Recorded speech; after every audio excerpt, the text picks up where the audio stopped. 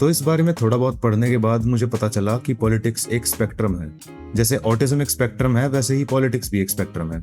और इस स्पेक्ट्रम के काफी सारे मॉडल्स हैं, लेकिन जो सबसे फेमस मॉडल है और जिसकी बात हम आज करने वाले हैं वो है लेफ्ट राइट मॉडल। इसमें 3 मेजर आइडियोलॉजीज होती हैं, लेफ्ट, राइट और सेंटर। आज एक एक करके तीनों की बात करेंगे और जो सबसे पॉपुलर आइडियोलॉजीज हैं जैसे नेशनलिज्म, कम्युनिज्म, लिबरलिज्म, ये सब होता क्या है ये जानेंगे और इस स्पेक्ट्रम में ये कहाँ लाए करते हैं ये देखेंगे। शुरू करने से पहले डिस्क्लेमर दे दूं कि ये एक पॉलिटिकल चैनल नहीं है। किसी भी गवर्नमेंट या पॉलिटिकल पार्टी का नाम मैं नहीं लेने वाला हूं। मैं बस एज अ कॉन्सेप्ट पॉलिटिक्स की बात करने वाला हूं और बस एक कॉन्सेप्ट समझकर ही मेरी बातें सुनना। मैं किसी भी पॉलिटिकल पार्टी या व्यक्ति विशेष की बात नहीं कर रहा हूं, ठीक है? Now let's begin. इस डिस्कशन की शुरुआत करने के लिए बेस्ट रहेगा कि हम सेंटर से शुरुआत करें। सेंटर में सारी न्यूट्रल आइडियोलॉजीज आती हैं और ये न्यूट्रल काफी तरह के हो सकते हैं। जैसे किसी को लेफ्ट या राइट दोनों ही आइडियोलॉजीज नहीं पसंद तो वो भी सेंटर में आएगा, और अगर किसी को लेफ्ट और राइट दोनों की थोड़ी थोड़ी बातें पसंद है लेकिन वो एक्सट्रीम्स में ना जाकर एक बैलेंस चाहता है तो वो भी सेंटर में ही आएगा। सेंटर की कोर आइडियोलॉजी होती है सेंट्रिज्म। सेंट्रिज्म एक मॉडरेट बैलेंस स्ट्राइक करना चाहता है और इनका मानना है कि कॉम्प्रोमाइज अनअवॉइडेबल है और जरूरी है। सिर्फ एक साइड की बातों को इम्पोज नहीं किया जा सकता, दोनों तरफ की बातें सुनकर एक बीच का रास्ता निकालना जरूरी होता है। और इनका मानना है कि अगर कोई बदलाव लाना भी है तो वो ग्रेजुअली लाना चाहिए, फोर्सफुली और जल्दीबाजी में नहीं। अब सेंट्रिज्म का ये मतलब नहीं है कि इन लोगों के कोई बिलीव्स ही नहीं है, बल्कि ये कहा जा सकता है कि कॉम्प्रोमाइज ही इनका बिलीव है। एक दूसरे की बातें सुनकर एक बीच का रास्ता निकालना ही इनका तरीका है। सेंट्रिज्म सेंस इसलिए बनाता है क्योंकि ये स्टेबल होते हुए भी काफी फ्लेक्सिबल होता है। यहाँ हर साइड का आदमी अपनी बात सामने रख सकता है और उसकी सुनवाई होने के काफी हाई चांसेस होंगे। लेकिन इनके साथ प्रॉब्लम यही है कि इनके कोर बिलीव्स की वजह से ऐसा लग सकता है कि ये लोग इनडिसाइसिव हैं। फैसला लेने से ये लोग कतरा रहे हैं और बस यही कुछ इनके फ्लॉज थे। कुछ ज्यादा अच्छा या बुरा कहने को है नहीं इस आइडियोलॉजी के बारे में। It's like vanilla ice cream. Now let's talk about something hot. Centre में ही एक और आइडियोलॉजी आती है जिसके बारे में बात करने के लिए बहुत कुछ है। Let's talk about liberalism. Wait, liberalism तो लेफ्ट लीनिंग आइडियोलॉजी है ना, ये सेंटर में कैसे आ गए? यही तो पॉलिटिक्स की मजेदार बात है। जैसे राइट विंगर्स को लग सकता है कि लिबरलिज्म लेफ्ट की आइडियोलॉजी है, वैसे ही कभी कभी लेफ्ट विंग वालों को लगता है कि सेंट्रिस्ट राइट विंग की आइडियोलॉजी है। लेकिन असल में लिबरलिज्म और सेंट्रिज्म दोनों ही सेंटर की आइडियोलॉजीज हैं और मोस्टली न्यूट्रल हैं। अब ऐसा होता इसलिए है क्योंकि लेफ्ट और राइट दोनों ही सेट बिलीव्स हैं और ऑब्वियसली पॉलिटिक्स है। तुम अगर मेरे साथ नहीं हो तो ऑब्वियसली तुम मेरे ओपोजिशन में हो, और बस इसी वजह से अपने कोर में न्यूट्रल होने के बाद भी लिबरल्स लेफ्ट विंगर्स कहलाते हैं। और इसके और भी काफी कारण हैं जिनके बारे में मैं आगे बताऊंगा। फॉर नाउ लिबरलिज्म आखिर होता क्या है? देखो, ऐसे कुछ खास तो नहीं है, लेकिन इनका मानना होता है कि इक्वालिटी होनी चाहिए, जो बेसिक राइट्स और फ्रीडम है उन पर सबका अधिकार होना चाहिए। इसके अलावा किसी खास परिवार में पैदा होने के कारण किसी को कोई प्रिविलेज नहीं मिलना चाहिए। यहाँ पे अमीर गरीब की बात नहीं हो रही, ऊंचे नीचे की बात हो रही है। इसके अलावा डेमोक्रेसी में इनका काफी मानना होता है। ये लोग चाहते तो हैं कि रूलर हो, स्टेट हो, लेकिन ये भी चाहते हैं कि जो इनको रूल कर रहा है वो इनके कंसेंट के साथ चुना गया हो और लीडर इनका चुना हुआ ही हो। और मोटा मोटा बस यही सब आता है लिबरलिज्म में, फ्रीडम, राइट्स और डेमोक्रेसी। तो राइट विंगर्स से इनको इतना विरोध क्यों मिलता है? ऐसा इसलिए क्योंकि लिबरलिज्म कई बार ट्रेडिशंस के खिलाफ बातें कर देता है और राइट विंग ट्रेडिशंस को सबसे ज्यादा इंपॉर्टेंस देता है। इसके बारे में आगे और अच्छे से समझ आएगा। फिलहाल के लिए इतनी सी बातें थी लिबरलिज्म में। Now let's talk about the right wing. Okay, before getting into the actual right wing ideologies, मैं एक काफी इंपॉर्टेंट कॉन्सेप्ट के बारे में बात करना चाहता हूँ, कैपिटलिज्म। कैपिटलिज्म हर एक पॉलिटिकल आइडियोलॉजी को इन्फ्लुएंस करता है। बिना ज्यादा बिल्डअप दिए बताता हूँ, capitalism is simple profit and loss. Capitalism में सबको अधिकार होता है प्रॉपर्टी ओन करने का और उसके साथ जो चाहे वो करने का। एंड ऑब्वियसली जिसके पास जितनी प्रॉपर्टी होगी वो उतने प्रोडक्ट्स बना पाएगा एंड बाय एक्सटेंशन उतना ही प्रॉफिट। कैपिटलिज्म में जो मार्केट्स होती हैं उनको गवर्नमेंट कंट्रोल नहीं करती, बल्कि सप्लाई एंड डिमांड कंट्रोल करता है। बेसिकली जिसको जो भी सामान बेचना है और खरीदना है खरीद सकता है। अब प्रैक्टिकली लिटरली कुछ भी नहीं बेच सकते तुम, लेकिन पॉइंट ये है कि मार्केट्स को गवर्नमेंट कंट्रोल नहीं करती। अगर किसी चीज की डिमांड है तो वो बिकेगी और जिस दाम पर बेचने वाला चाहता है उसी दाम पर बिकेगी। एंड अगेन कैपिटलिज्म का मेन मोटो होता है प्रॉफिट। कैपिटलिज्म की वजह से काफी अच्छी चीजें भी हुई हैं। हर तरह की इनोवेशंस जैसे इलेक्ट्रिसिटी, स्मार्टफोन, कार्स, कैपिटलिज्म की वजह से ही कंज्यूमर्स तक, मतलब हम तक पहुंच पाई है। लेकिन इसके साथ प्रॉब्लम्स भी काउंटलेस है। जैसा मैंने कहा, कैपिटलिज्म में जितनी जिसके पास प्रॉपर्टी होगी वो उतना ही प्रॉफिट बनाएगा। अब जरा मेरी बात को समझना, कैपिटलिज्म में जो मीन्स ऑफ प्रोडक्शन है जिनसे प्रॉफिट बनेगा उन सब का ओनर होगा एक, लेकिन प्रोडक्शन करने में लोग लगेंगे 1000। अब जो गुड्स बने हैं उनको बनाने में सारी मेहनत तो थी इन 1000 लोगों की, लेकिन जो इनसे प्रॉफिट बनेगा उसका मेजर हिस्सा ले जाएगा वो एक अकेला ओनर, और इन सारे 1000 लोगों को उस प्रॉफिट का बहुत छोटा सा हिस्सा मिलेगा। अब इस पूरे सिस्टम से दिक्कत ये होती है कि जो प्रॉफिट है वो तो जाता रहता है बहुत छोटे से ग्रुप के पास, और जो मेजॉरिटी वर्कर्स हैं वो डिस्पैरिटी में जीते हैं। वेल्थ कॉन्सेंट्रेट हो जाती है उन ओनर्स के पास जिनकी मात्रा वर्कर्स के मुकाबले 1% भी नहीं होती। और दूसरी बात, वो एक अकेला मालिक अपना प्रॉफिट बढ़ाने के लिए इन वर्कर्स को एक्सप्लॉइट करेगा, जितना कम हो सके उतना इन्हें पैसा देगा और इनसे जितना ज्यादा हो सके उतना काम कराएगा। और यही सबसे बड़ी प्रॉब्लम है कैपिटलिज्म की। And more often than not जो राइट होता है वो कैपिटलिज्म के सपोर्ट में होता है, और जो लेफ्ट है वो एंटी कैपिटलिस्टिक है। तो बेसिक कॉन्फ्लिक्ट यही है, right is pro capitalism and left is anti capitalism. इस बारे में लेफ्ट विंग को डिस्कस करते हुए और अच्छे से बात करूंगा मैं। फिलहाल अब बात करते हैं राइट विंग की। अब राइट विंग की कोर आइडियोलॉजी होती है कि स्टेबिलिटी बहुत जरूरी है, चीजें जैसी चल रही हैं उन्हें वैसे ही चलने देना चाहिए। ज्यादा छेड़खानी करने से चीजें अनस्टेबल हो सकती हैं और चारों तरफ अशांति का माहौल बन सकता है। स्टेटस क्वो को मेंटेन करना इनका एक कोर बिलीफ होता है। अब बाकी बातें राइट की मेजर आइडियोलॉजीज के साथ साथ जानते हैं हम। और राइट की जो सबसे बेसिक आइडियोलॉजी है वो होती है कंजर्वेटिज्म। इसमें ट्रेडिशंस को सबसे ज्यादा इंपॉर्टेंस दी जाती है। इनके अनुसार कोई ट्रेडिशन अगर इतने लंबे समय से चलता आ रहा है और सरवाइव कर रहा है तो उसमें कुछ तो बात है, और इसी वजह से वो ट्रेडिशन इंपॉर्टेंस भी होल्ड करता है, जो कि सही भी हो सकता है और गलत भी। सही इसलिए क्योंकि ऐसा हो सकता है कि उस ट्रेडिशन में सच में कोई सेंसिबल बात हो रही हो और वो इंपॉर्टेंस होल्ड करता हो, लेकिन कुप्रथाएं भी तो होती है, उनका क्या? And more often than not जो कंजर्वेटिव्स होते हैं वो मोनार्की में भी मानते हैं। जैसे राजा महाराजाओं के टाइम पे राजा होते थे कि एक ही राजा होगा और जो उसके डिसेंडेंट्स हैं उसके बाद वो राजा बनेंगे। ऐसे इसलिए क्योंकि हर एक देश में राजा महाराजाओं वाली प्रथा तो होती ही थी, तो ट्रेडिशन तो ये था ही, और राइट विंगर्स ट्रेडिशन को सबसे ज्यादा इंपॉर्टेंट मानते ही हैं, तो बाय एक्सटेंशन वो लोग मोनार्की में भी मानते हैं। और मेरे ख्याल से ये भी एक कारण है जिस वजह से राइट विंगर्स को लिबरल्स से प्रॉब्लम होती है। लिबरल्स मानते हैं डेमोक्रेसी में कि अपना लीडर हम खुद चुनेंगे, और राइट विंग मोनार्की में मानने के कारण ये मानता है कि हमारा राजा एक ही हो और एक ही रहे। इसके अलावा ट्रेडिशंस के खिलाफ तो लिबरल्स जाते ही हैं, उनको फ्रीडम चाहिए होता है, और ट्रेडिशंस काफी बार फ्रीडम को काफी रिस्ट्रिक्ट करके रखते हैं। तो ये सब मेन कारण है राइट विंगर्स और लिबरल्स के कॉन्फ्लिक्ट का। इसके अलावा राइट विंगर्स का मानना होता है कि कोई भी बदलाव अगर सोसाइटी में करना है तो पहले से जो चलते आ रहे ट्रेडिशंस हैं उनकी हद में रहकर ही करना चाहिए, और सोसाइटी के ऑर्डर से ज्यादा छेड़छाड़ नहीं करनी चाहिए। अब राइट की तरफ थोड़ा और आगे बढ़ें तो कंजर्वेटिज्म के साथ साथ ही आता है नेशनलिज्म। नेशनलिज्म वैसे तो काफी सेल्फ एक्सप्लेनेटरी है, लेकिन इसकी कुछ डिटेल्स जान लेते हैं। नेशनलिज्म के हिसाब से जो रूलर है और जो नेशन है वो दोनों एक ही है और दोनों के प्रति डिवोट हो जाना चाहिए। अब इस नेशनलिज्म में जो सारे लोग हैं उनको एक शेयर्ड सेंस ऑफ बिलोंगिंग मिलती है, जिसका बेस होता है शेयर्ड कल्चर, लैंग्वेजेस या हिस्ट्री, जिससे पता चलेगा कि तुम इस नेशन से बिलोंग करते हो या नहीं, और अपने नेशन एंड बाय एक्सटेंशन इसके रूलर के प्रति लॉयल्टी और उस पर शान महसूस करना ही नेशनलिज्म है। इसके फायदे तो काफी सारे हैं, जैसे लोगों के बीच एकता बढ़ती है, सोसाइटी स्ट्रांग बनती है, हर एक राष्ट्र अपने फैसले खुद लेता है, अपना फ्यूचर खुद डिसाइड करता है अपने इंटरेस्ट को ध्यान में रखकर। लेकिन इसका थोड़ा सा एक्सट्रीम रूप कुछ नेगेटिव पॉइंट्स भी होल्ड करता है, जैसे इसकी वजह से जो दूसरे देशों के लोग हैं उनके प्रति नेगेटिव इमोशंस आ सकते हैं इंसान में। जैसे कोई दूसरे देश का है तो उसके प्रति नफरत पैदा हो सकती है। और यही है हमारी अगली ideology, fascism. Fascism far right में आती है, राइट के एक्सट्रीम एंड पर, और ये काफी एक्सट्रीम सेट ऑफ बिलीव्स है जिसमें एक नेशन का एक डिक्टेटर रूलर होता है और उसका कहा ही अंतिम सत्य होता है, जो उसने कह दिया वही होगा।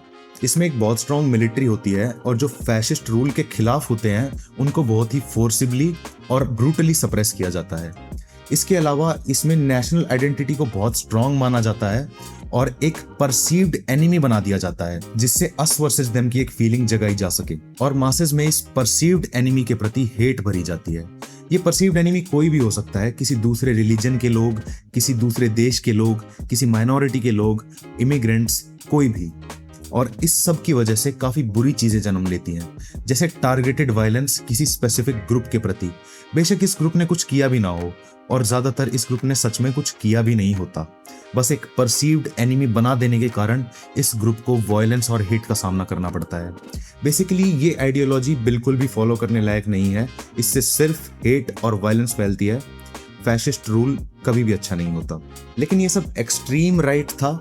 नॉर्मली राइट विंगर्स इतने एक्सट्रीम नहीं होते, इन सब चीजों में नहीं मानते। लेकिन राइट की बेसिक और मेजर आइडियोलॉजीज यही थी। Now let's talk about left wing. Left का बेसिक बिलीफ होता है इक्वालिटी। ऊंच नीच नहीं होनी चाहिए, सब बराबर होने चाहिए। और समाज के वो तबके जिनके साथ अनफेयर ट्रीटमेंट होता है या जो डिसएडवांटेज्ड ग्रुप्स होते हैं, इनके साथ लेफ्ट सिंपथाइज करता है और इनको एक तरह से ऊपर लाना चाहता है। और जो अनफेयरली ऊपर है सोशल लैडर में, उनको नीचे लाना चाहता है और अल्टीमेटली एक इक्वालिटी इस्टेब्लिश करना चाहता है। यही है लेफ्ट का एकदम बेसिक मकसद। Now you know the drill. Details में अच्छे से बातों को हम आइडियोलॉजीज के साथ समझेंगे, so let's get to that. सबसे पहले बात करते हैं सोशलिज्म की। सोशलिज्म बेसिकली डायरेक्ट ऑपोजिट है कैपिटलिज्म का। इनमें जो मीन्स ऑफ प्रोडक्शन होते हैं, जैसे लैंड, फैक्ट्रीज, मशीनरीज वगैरह, उन सबको कोई इंडिविजुअल या प्राइवेट फर्म ओन नहीं कर सकती, बल्कि इन सारे रिसोर्स पर सबका बराबर का हक होगा। ये सोसाइटी की एज अ होल प्रॉपर्टी होंगे। इससे होगा ये कि जो वेल्थ की कॉन्सेंट्रेशन है वो एक छोटे से ग्रुप में नहीं हो पाएगी, क्योंकि जो मीन्स ऑफ प्रोडक्शन है उनको पूरी society as a whole own करती है। तो उससे बना हुआ प्रॉफिट भी अल्टीमेटली सब लोगों के पास ही आएगा इन वन वे और द अदर। जो प्रॉब्लम्स कैपिटलिज्म क्रिएट करता है, सोशलिज्म उन सबको सॉल्व करता है, क्योंकि यहाँ पे मीन्स ऑफ प्रोडक्शन के ऊपर एक सोशलिस्ट गवर्नमेंट है जो वर्कर्स की वेलफेयर का ध्यान रखेगी, ना कि एक प्रॉफिट हंग्री इंडिविजुअल या कोई private firm. And again, wealth और पावर की कॉन्सेंट्रेशन भी पॉसिबल नहीं है, क्योंकि जो सारे मीन्स ऑफ प्रोडक्शन है वो society as a whole own करती है, ना कि कोई फर्म या इंडिविजुअल। तो कोई भी इन पर अपना हक जमा कर दूसरों से ज्यादा पावरफुल नहीं बन सकता। लेकिन इस आइडियोलॉजी के साथ प्रॉब्लम यही है कि इसमें स्टेट की इन्वॉल्वमेंट बहुत ज्यादा होनी चाहिए। स्टेट को कदम कदम पर ध्यान रखना पड़ता है कि कहीं पावर कॉन्सेंट्रेट तो नहीं हो रही, कहीं कोई पब्लिक रिसोर्सेज का गलत इस्तेमाल तो नहीं कर रहा अपनी वेल्थ बढ़ाने के लिए या अपनी पावर बढ़ाने के लिए। और इस चीज की इम्प्लीमेंटेशन मुश्किल जरूर है, और क्रिटिक्स का मेन आर्गुमेंट भी यही है कि ये सब बस सुनने में अच्छा लगता है, प्रैक्टिकली इसे इम्प्लीमेंट करना आसान नहीं है। जो कि मैं मानता भी हूं कि इसको इम्प्लीमेंट करना आसान नहीं है, लेकिन डेफिनेटली इम्पॉसिबल भी नहीं है। इसके अलावा एक बात यह भी है कि सरकार की इतनी इन्वॉल्वमेंट इनोवेशन के रास्ते में कहीं ना कहीं एक ऑब्स्टिकल तो बनती ही है, और इंडस्ट्रीज की ग्रोथ भी काफी ज्यादा स्लो डाउन हो जाती है, क्योंकि प्रॉफिट एक काफी स्ट्रॉन्ग इंसेंटिव होता है, जिसकी वजह से लोग रूथलेसली काम करके इंडस्ट्रीज को ग्रो करते हैं। और इस इंसेंटिव का सोशलिज्म में एब्सेंट होने की वजह से वो रैपिड ग्रोथ पॉसिबल नहीं हो पाती। खैर, बेसिक बात यही है कि इसमें मीन्स ऑफ प्रोडक्शन जो है वो पब्लिक प्रॉपर्टी रहेंगे, किसी की प्राइवेट प्रॉपर्टी नहीं, जिससे समाज में बराबरी बनी रहेगी, कोई ऊंचा नीचा नहीं हो पाएगा। और अगली आइडियोलॉजी का बेस भी यही है कि कोई ऊंचा नीचा नहीं होना चाहिए, और ये आती है फार लेफ्ट में, कहने को लेफ्ट के एक्सट्रीम एंड पर। I am talking about communism. Communism में सोशलिज्म के सारे ट्रेट्स तो आते ही हैं। ऐसा इसलिए क्योंकि कम्युनिज्म सोशलिज्म का ही एक एक्सटेंशन है। सोशलिज्म का अल्टीमेट गोल कम्युनिज्म होता है। कैपिटलिज्म से कम्युनिज्म तक पहुंचते टाइम बीच में जो स्टेज आती है वो ही सोशलिज्म है। अब इन दोनों में एग्जैक्ट फर्क क्या है ये इतना क्लियरली डिफाइंड है नहीं, क्योंकि हिस्टोरिकली ये दोनों टर्म्स इंटरचेंजेबली यूज करी गई हैं। लेकिन जितना मुझे समझ आया है, सोशलिज्म का थोड़ा सा इंटेंस वर्जन ही कम्युनिज्म होता है। कम्युनिज्म के सबसे इंपॉर्टेंट फिगर कार्ल मार्क्स ने इसके बारे में लिखा भी है। उनके अनुसार सोशलिज्म का अगला स्टेप कम्युनिज्म ही होता है, जिसमें गुड्स का प्रोडक्शन और डिस्ट्रीब्यूशन एक सिद्धांत पर होगा, from each according to his ability to each according to his needs. मतलब जिसकी जितनी क्षमता है वो उतना प्रोडक्शन करेगा, उतना काम करेगा, और जिसको जितनी जरूरत है उसको उतने गुड्स मिल जाएंगे। और इस आइडियल कम्युनिस्ट स्टेट में पैसा, सरकार, सोशल क्लासेस ऐसी कोई चीजें नहीं होंगी। बस एक कम्युनिस्ट स्टेट होगा जो कम्युनिस्ट वैल्यूज को इंश्योर करेगा कि सब इनके अनुसार ही हो रहा है। तो कार्ल मार्क्स के अनुसार कम्युनिज्म और सोशलिज्म एक ही चीज है, बस अलग लेवल्स पर। वैसे तो कम्युनिज्म की एक काफी लंबी चौड़ी हिस्ट्री भी है, लेकिन आज उस बारे में बात नहीं हो पाएगी। आज हम बस इन कॉन्सेप्ट्स को समझने की कोशिश करेंगे। अब जरा रिवाइज करते हैं। सोशलिज्म और कम्युनिज्म दोनों में ही इक्वालिटी की बहुत ज्यादा इंपॉर्टेंस है। दोनों में ही जो मीन्स ऑफ प्रोडक्शन है उन पर सोसाइटी का एज अ होल हक होगा, और कोई इनको अपने फायदे के लिए अपनी प्राइवेट प्रॉपर्टी नहीं बना पाएगा। इसके अलावा सोशलिज्म का जो मकसद है वो एक कम्युनिस्ट स्टेट एस्टेब्लिश करना होगा जिसमें सोशल क्लासेस, गवर्नमेंट और पैसा ऐसी चीजें एग्जिस्ट ना करें और सब हार्मनी में जिए, मिलजुल कर जिए, किसी को जरूरत से कम ना मिले लेकिन किसी को जरूरत से ज्यादा भी ना मिले। And that's communism for you. अब फार लेफ्ट में इसके अलावा एक आइडियोलॉजी और एग्जिस्ट करती है जो सुनने में कम्युनिज्म से काफी सिमिलर है लेकिन फंडामेंटली डिफरेंट है, और ये आज का लास्ट टॉपिक भी है, तो इसको समझकर क्लास खत्म करते हैं। Let's understand anarchism. एनार्किज्म को एकदम बेसिक में समझने के लिए हम इसे सोशलिज्म का ही एक ट्रांसफॉर्मेशन मान सकते हैं, लेकिन जैसे सोशलिज्म में मेन इंपॉर्टेंस इक्वालिटी की थी, एनार्किज्म में मेन इंपॉर्टेंस है opposition to the state. Anarchism कहता है कि हर तरह की अथॉरिटी, हायरार्की, गवर्नमेंट और रूलर्स सब कुछ अबॉलिश कर देना चाहिए। एनार्किस्ट एक सवाल पूछते हैं कि किसी भी इंसान को किसी दूसरे इंसान के ऊपर अथॉरिटी क्यों मिलनी चाहिए। इनके हिसाब से पावर जिसके भी हाथ में होगी वो उसका मिसयूज करेगा ही करेगा, जो कि कुछ हद तक सच भी है।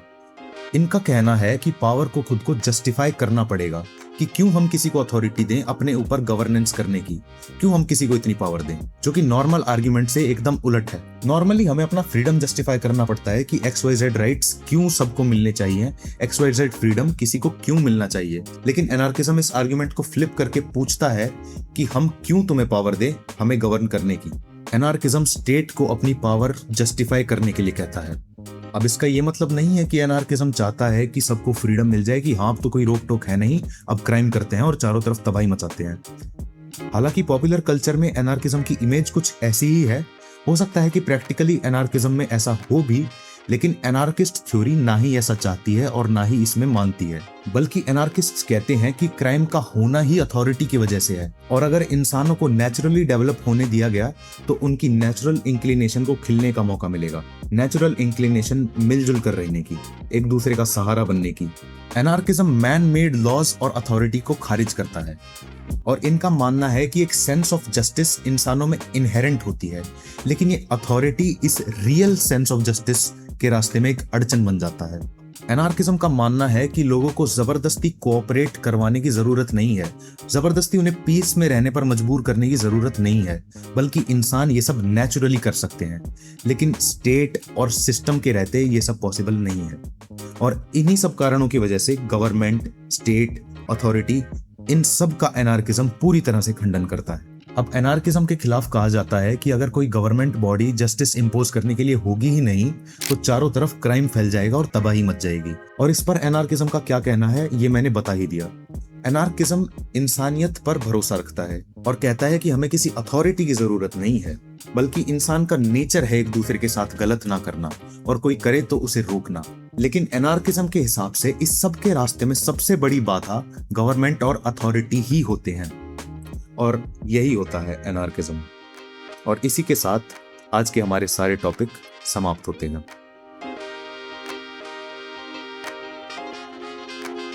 रुको, अभी वीडियो बंद मत करना। तो सबसे पहले तो अपना टाइम देने के लिए थैंक्स। अब मैं कुछ बातें करना चाहूँगा जो मेन वीडियो में कहीं फिट नहीं बैठ रही थी, तो थोड़ी देर सुनो। और सबसे पहले तो मैंने बहुत ही बेसिक लेवल पर चीज़ें समझाने की कोशिश करी हैं।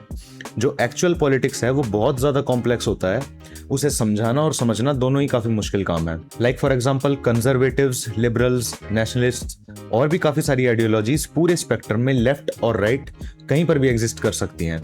इसके अलावा हर एक आइडियोलॉजी की एक अपनी लंबी चौड़ी हिस्ट्री भी होती है, लेकिन वो सब पढ़ने में भी मुझे बहुत टाइम लग जाएगा और वो वीडियो भी इतनी लंबी हो जाएगी कि देखते देखते अगला टर्म आ जाएगा। तो ये काम मैं तुम पर छोड़ता हूँ कि जो भी आइडियोलॉजी तुम्हें इंटरेस्टिंग लगी हो उसकी हिस्ट्री ज़रूर एक बार पढ़ना। बस एक गूगल सर्च करके विकिपीडिया खोल लेना और अपने खाली टाइम में उसके बारे में पढ़ लेना। ऑल्सो मैं पॉलिटिकल एक्सपर्ट तो हूँ नहीं, तो कहीं भी मैंने कोई इनएक्यूरेट बात बोल दी हो तो प्लीज़ उसे कॉमेंट्स में करेक्ट कर देना। ऐसे सारे कॉमेंट्स में पिन कर दूंगा। इसके अलावा एक मज़ेदार बात और, पता है ये लेफ्ट और राइट सिस्टम आया कहाँ से है? फ्रांस से। फ्रेंच रेवोल्यूशन के टाइम जो भी लोग रॉयल्टी को सपोर्ट करते थे तो फ्रांस की नेशनल असेंबली में राइट की तरफ बैठ जाते थे, और जो भी लोग रेवोल्यूशन को सपोर्ट करते थे वो लेफ्ट साइड बैठ जाते थे। पता नहीं ये हर एक चीज़ की जड़ फ्रेंच रेवोल्यूशन कैसे निकल जाती है, पहले इल्यूमिनाटी और अब ये। किसी ने ठीक ही कहा है, when France sneezes the rest of Europe catches cold. And on that note, thank you for watching, thank you for your time.